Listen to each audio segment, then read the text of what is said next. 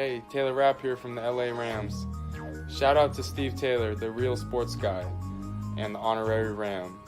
When Steve's talks sports, you better listen. Thanks, Steve from the Rams, for your continued support and love.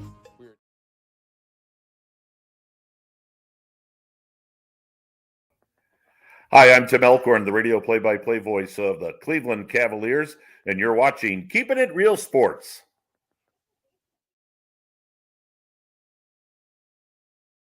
With Prince Bell, we rocking with Keeping It Real Sports, and we gonna be on this. We gonna be on a lot of times. I love the platform. Check in. It's the new wave. Like, follow, subscribe, and do all that good stuff.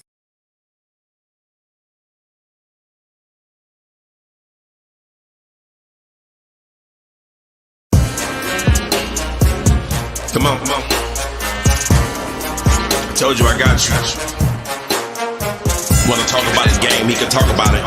Tennis, match, golf, he can talk about it. Don't matter what it is, he can talk about it. Any sport dude, he know about it.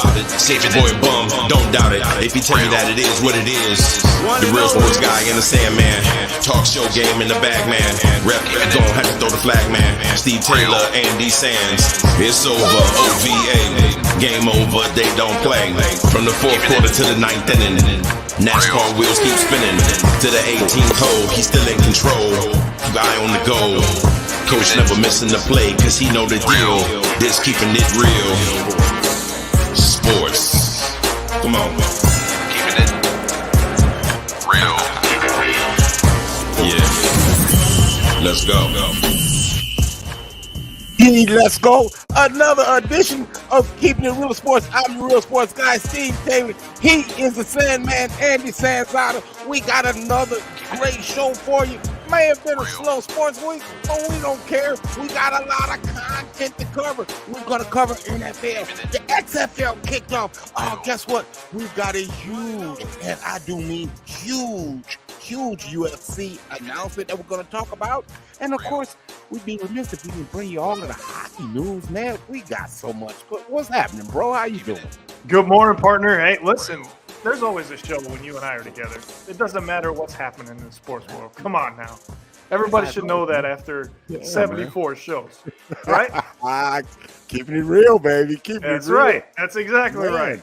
Man, I love, man. You know what, man? Once again, hats off to JP, man. Man, I love the lyrics in that, man. The ref don't have to throw the flag, man. It's Steve Taylor and Andy Sandman, and we bringing it to you, man. And you know, man, we always got something hot for you, and we won't disappoint today. Let's give you what we call hot off the presses.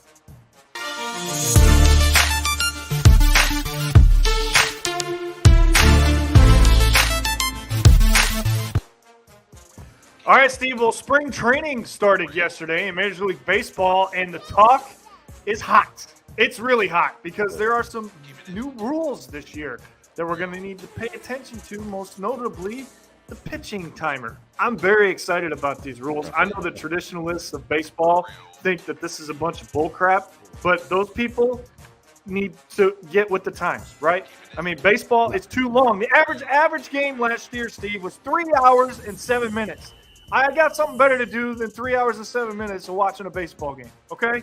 That's all I'm saying. But, what do you think of some of these new rules? Well, I absolutely love it. I love the bigger bases. It's going to give base stealers a better chance at stealing more bases. I love the shift limits, all of that. Man, quit shifting half of the damn field over. And then the one that nobody's talking about, man, is the batter, not just the pitchers. The batters, you got 8 seconds to get in the box and make contact. Well, this dude, Manny Machado, made history because he was the first one to be penalized. Because if you don't be ready to hit, guess what? You get a strike awarded against you. So he said afterwards, I'm probably going to start with a lot of 0-1 counts. What he did last night. Well, the thing about it is with the pitch timer, it's great because there's 2 different times. There's 15 seconds when there's not a runner on base. And then they only get an extra 5 seconds when there is a runner on base. It's going to speed up the game. The other thing I like you were saying, is the limit on the shift restrictions. I thought the shift ruined the game of baseball. when they implement it. Yeah, but it looks like a new game. Some of the hitters said that yesterday, and we saw 2.5-hour games yesterday with a lot of hits and everything. So we're starting to move toward the right things, man. Hey, let's keep it moving ourselves with this thing we call quick hitters.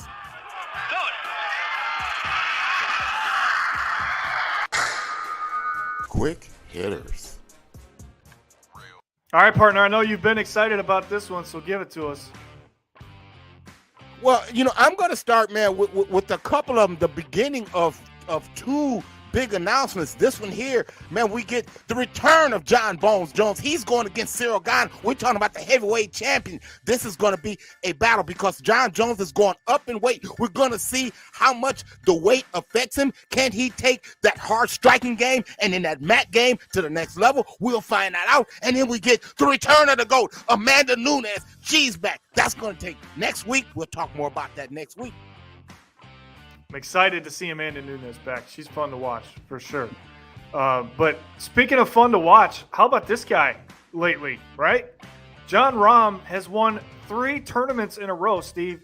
Now, that doesn't sound like very much, but do you have any idea how difficult that is to do on the PGA Tour? 3 in a row, and because of that, he is now the new world #1.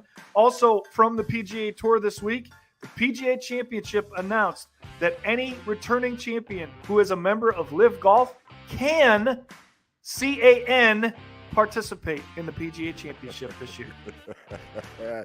Yeah, I figured y'all start to turn around, man, turn coat on that one. Hey, look, and then my other quick hitter, man, I'm going back to the UFC, where we're going to look at UFC 286. And guess what? We're going to get Alex Pereira, Israel Adesanya 2, the last style bender, once again goes against his nemesis, the man who's beaten him not once, not twice, but 3 times. We're going to see if he can finally get the job done. I can't wait for that one. And then a big announcement this week in terms of ownership in the NFL. Jeff Bezos. Yes, that Jeff Bezos, the owner of Amazon, one of the richest men in the world, is looking into what it would take to possibly own the Washington Commanders. Now, I think when he talks about looking into this, Steve, he's not talking about the dollar part of it. That's not an issue for him.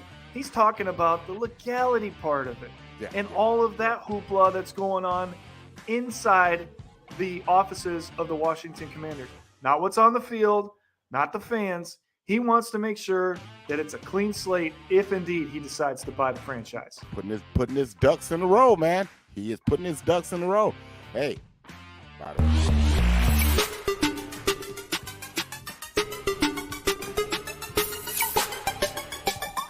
Oh, by the way. All right, you're going to start us off with some more news in the boxing world. This is exciting, Steve. Yeah, man, this is tomorrow. Jake Paul, we're going to finally find out if he is really a fighter because he takes on Tommy Fury. Tommy Fury, well, that's Tyson Fury's brother, a fighting family. So we've got some boxing lineage in those genes there. We're going to find out just how good Jake Paul is. I'm going to tell you what, Andy, he's pretty darn good, like him or not. He's pretty good. He told Stephen A. this week that Fury would crumble under the spotlight against him.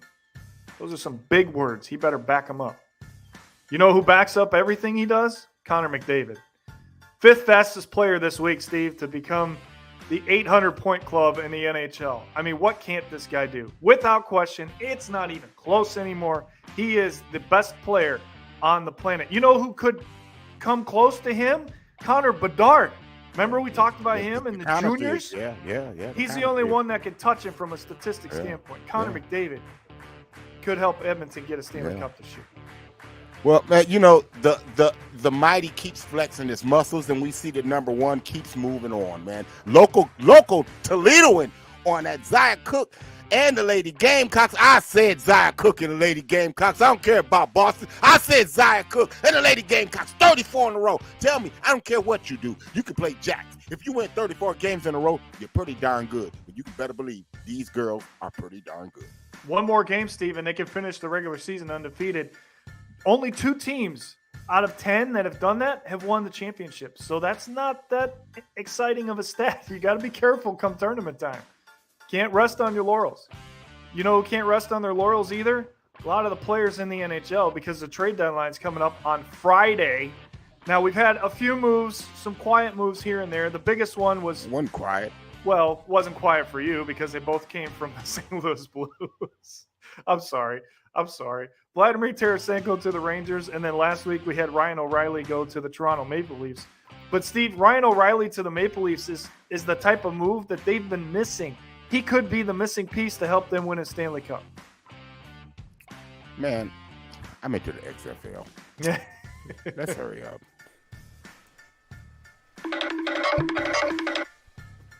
Hurry up. All right, well, we talked about it last week, right? The return of the XFL. Was it going to be exciting? Was it going to be worth our attention? Well, so far, Steve, I'm loving it. You got me after 1 week. It didn't take long. Thank you. Okay? Didn't take long, did it? Yeah, no, it didn't. But I didn't understand everything that they were bringing to the table.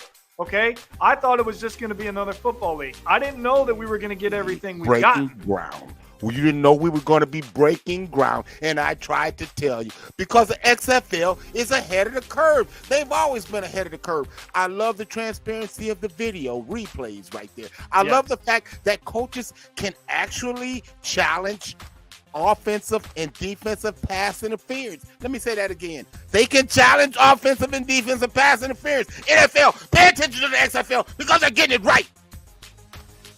I listen, as a nerd, as a sports nerd, I love the play calling. That's my favorite part of it. Just all the different schemes, all the different names that come up with the different play calls. I think that's outstanding entertainment. And speaking of play calling, we have a favorite team because we have a connection, right? This is our guy. Okay. And I'm glad you're on board. And I'm glad that this guy got you in. You know, this is Bruce Gradkowski, former Toledo Rocket. I had a chance to interview him after a game that he's one of the leading passers in University of Toledo football history. The point is, he's the offensive coordinator. The St. Louis Battlehawks was my team all along. Even last year with Jordan Tiamo, 2 years ago, the last time they were in the league. I like what St. Louis is doing. And then to watch Bruce Gradkowski bring them back not once but twice. Both of their victories are come from behind victories. So calm and cool down the stretch. You can hear the play calls. It is great football. NFL, you might want to pay attention. XFL is getting it right. The other thing that this is doing, Steve, is this is allowing guys to audition for the NFL. And that's the part of it that people don't really understand. I wouldn't call it a minor leagues either. I mean, these guys can play. Like, speaking of St. Louis, Atkins will get an NFL contract if he keeps playing like that. You know what I'm talking about. Yeah. He'll get an NFL contract. And you have to love a guy like A.J. McCarron. He works his tail off. And all he does is compete. And he loves his teammates. He loves being in the locker room.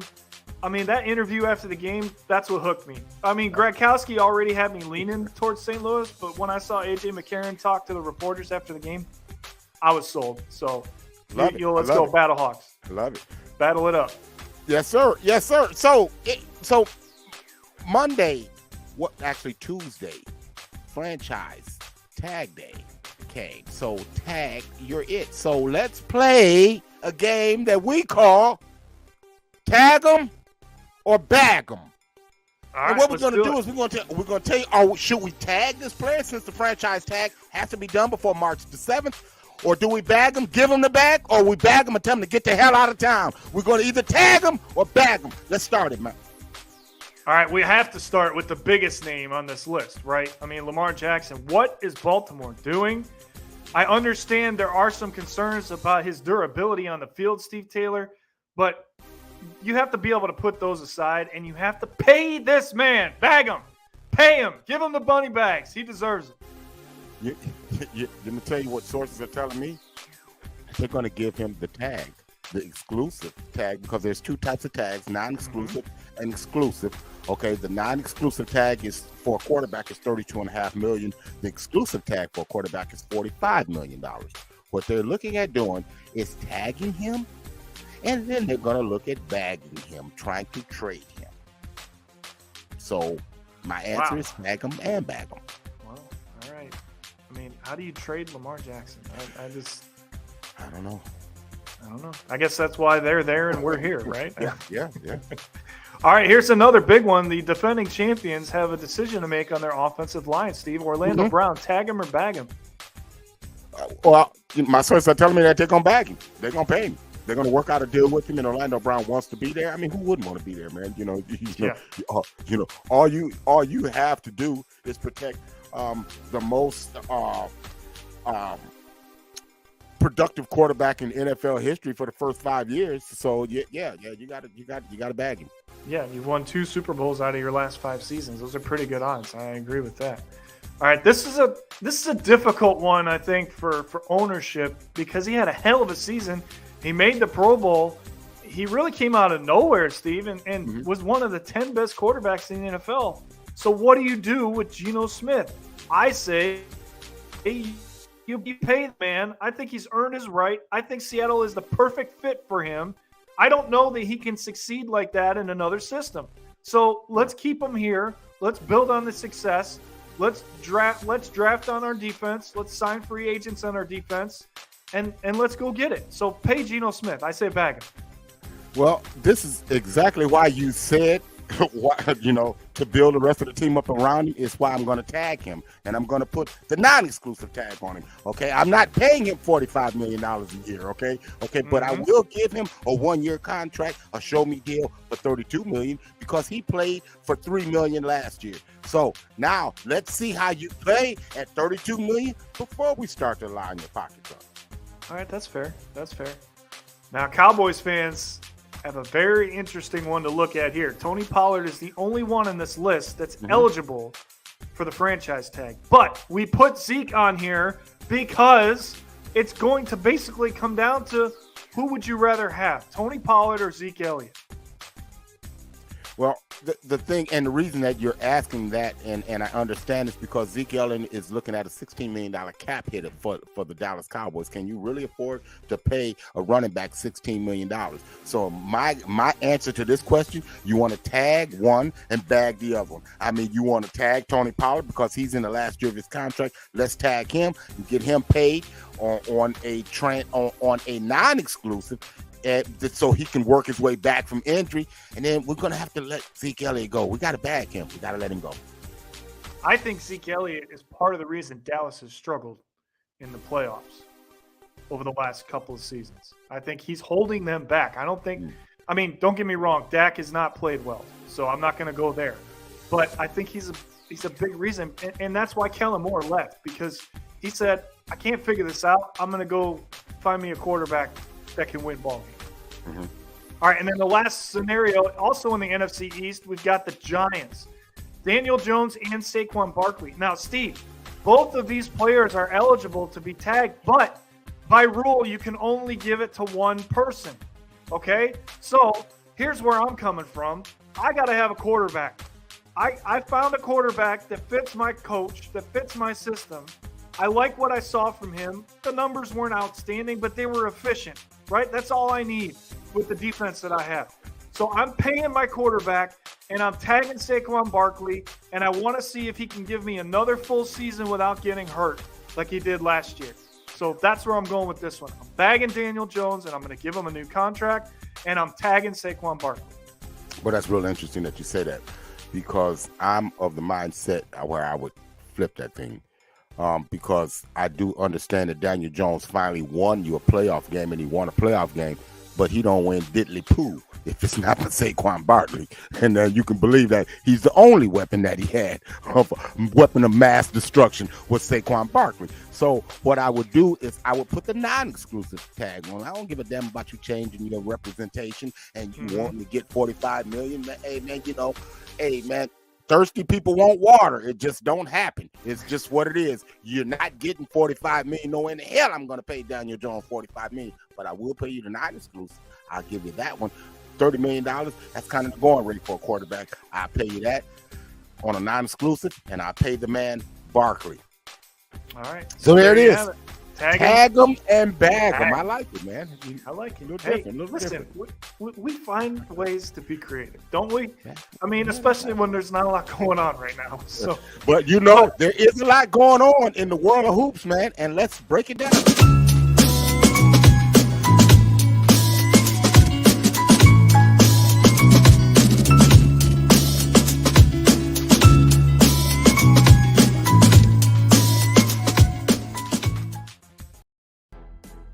all right, NBA update time, Steve Taylor. Let's get to it. All righty. First and foremost, let's recap last Saturday night, All-Star Saturday night in Utah. It was more entertaining than we expected it to be. Let's start with the three-point contest.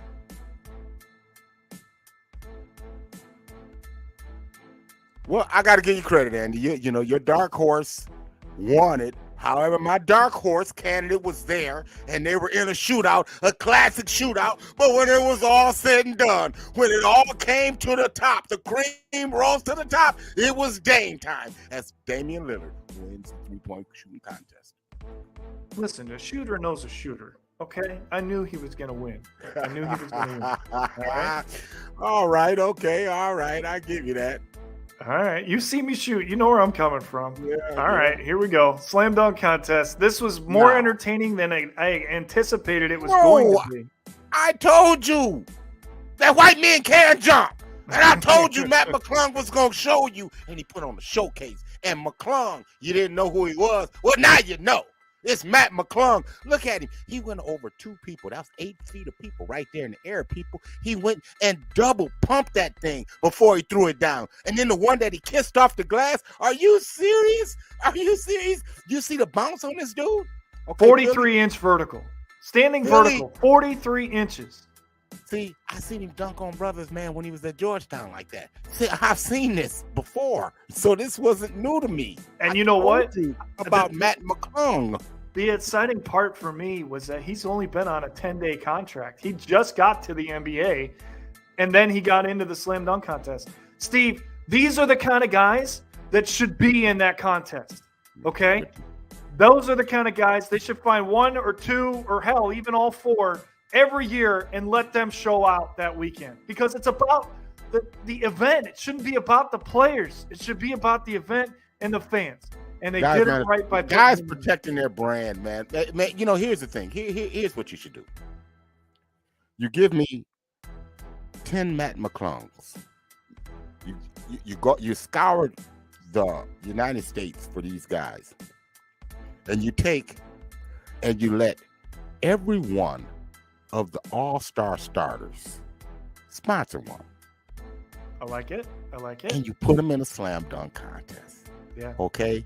And then you give them a monetary prize, first, second, and third. And I guarantee you, we will see a show like we saw last Saturday night. Do you remember that show that TNT had a couple years ago where Kenny Smith and Shaq? Yes. I'm telling you how great these dunkers are around the world. And they come up with some creative dunks. They come up with things we haven't seen before, which is what was missing from the dunk contest before Matt McClung went in it this year. So, all right, Steve, we got to talk about a couple head scratchers, really, if you think about it. When we talk about the buyout market this week, right, to help teams get through the playoffs into the championship rounds. This is the most puzzling, so I'm starting with it, okay? What the hell was Patrick Beverley thinking going to Chicago when he's trying to make the playoffs? They're not making the playoffs, Steve Taylor. He's not that much of an impact. I don't know what was behind this decision. I mean, I get what you're saying, but did you see the Chicago Bulls last night? Did you see the effort that they put out last night? That's fine. They trampled the Nets 131-87. Okay. Welcome, Patrick Beverley. Just saying. All right. This one makes sense to me. And then this is a scary sight if he can find his shot, because that's the reason the Cavs agreed to a buyout. Kevin Love takes his chances and goes to Miami. I like the fit, Steve. If he can find his shot, the spacing that they can create with Bam And with Jimmy Butler creating his own shot, I think it's a good fit for Kevin Love and the Miami Heat. Yeah, on paper, I kind of saw the reality of it last night because I watched them his first game with the Heat. They too got the brakes beat off of them by Milwaukee without a Giannis Antetokounmpo. Well, ever since he hurt his thumb, he hasn't been the same shooter. Well, it wasn't the thumb last night. It wasn't the wrist last night. It was he banged knees with somebody and he had to leave the game. All right. Well, I mean, he is getting up there. Let's, but And then the other one. Another one. The same these signing guys signing guys from the waiver wire guys has the same theme. They all started with their new teams and they all began with losses, including Russell, even though Russell had 17 and 14 last night. But the up-and-coming Sacramento Kings, and I've been talking about the Kings a lot. The young team, they're not going anywhere, people. No, they're not. They're not going anywhere. Mike Brown should be coach of the year in the NBA. It's to me, it's not even close. They're not going to 176. They dropped last night in double overtime. Yeah. All right. So real quick, Steve, we're getting close in the end here, but let's talk about the 5 best players under the age of 25. Now, one guy not on this list. No, man, got to put him on there. Sixth man. Tied for 5th, right? I mean, he's got to be my sixth man. No, my sixth man. My sixth man, because I got to have a guy coming off the bench, man. Honorable mention has got to be De'Aaron Fox. De'Aaron Fox dropped 42 last night. Love his game. But JT, Jason Tatum, he is the man. He's been playing for so long, you forget the kid is still under 25. He's has been a veteran. Set a record for most points in an All-Star game with 55, won MVP at the All-Star game last weekend. We all know about Ja, and we all know about Luka, and we all know about Ice Trade. The one y'all don't know about is Shai Gilgeous-Alexander. That dude is cold. And I mean, C-O-L-E. He is cold in the mug. I'm telling you, I love this kid's game. He can get buckets whenever he wants to.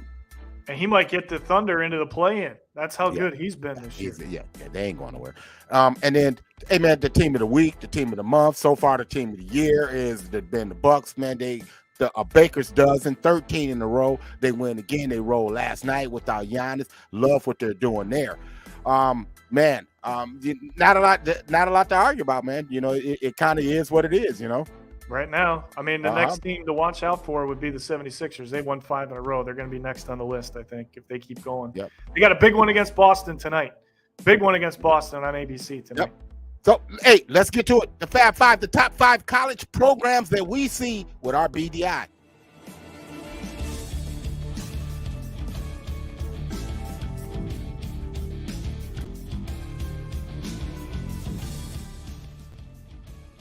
All right, Steve, number 5. Welcome in for the first time. You finally cracked. You finally cracked. You had to put him in there. It's the UCLA Bruins. Yeah, Mick Cronin has his team playing well, man. A veteran guards backcourt. Tiger Campbell, Jamie Jacquez, they really have this team trending upward, man. When you're looking toward the NCAA tournament, you want good guard play. UCLA has it. All right, a big test tonight for Purdue. We've got them moving up to number 4 from number 5 last week. But Indiana is no slouch. They're one of the top 25 teams in the country. And this matchup in the middle, I'm excited to see with Edey and Trace Jackson. Yeah, it's going to be a great matchup. But, man, the difference maker in this one could be the young freshman, Smith. Matt Painter has his young freshman class playing well, has a great class. Man, they're 24-4. We like them at number 4. All right, number 3 stands pat. Kansas stays right there in the middle of the pack. Man, Bill Self once again has his team trending into tournament time, trending upward, man. Grady Dick, the freshman, he has the ability to fill it from distance. But Jalen Wilson, we asked him, we told him to step up. He stepped up, showed out last week. Kansas, number 3. Number 2, Alabama. A lot of controversy around Alabama right now, but they've been able to block it out and play good basketball, Steve. Man, you know what? Coach Oates is just not paying attention to what's going on around him. He has a great backcourt. Man, I love Mark Sears and then the length of Noah Clowney as well as Brandon Miller. Man, this is not a one-trick pony at all. I love Alabama at number 2. Houston just keeps finding a way to win. I mean, this is going to be a scary, scary team come tournament time. Man, we talk about, man, veteran backcourts. Well, we got Marcus Sasser, and then we have Jamal Shear. Shear has the ability to shoot it from distance, but I love how he can get into the paint and really put stress on the defense. Houston Cougars, number 1. Calvin Sampson has them playing well. All right, Steve, and an exciting announcement for one last thing for a local product today. Yeah, absolutely, man. Swanton's own Gunnar Oaks, selected by the Michigan Panthers. So congratulations, my hat's off to Gunnar Oaks and his family. We're going to be watching you put it down, man, in the USFL. Well, you know who puts it down? We do, every single week. Another one in the books, brother. I said, you know, man, it's fun, man, but we got to run, man. So until next time, we wish you love and peace. Tuck them deuces.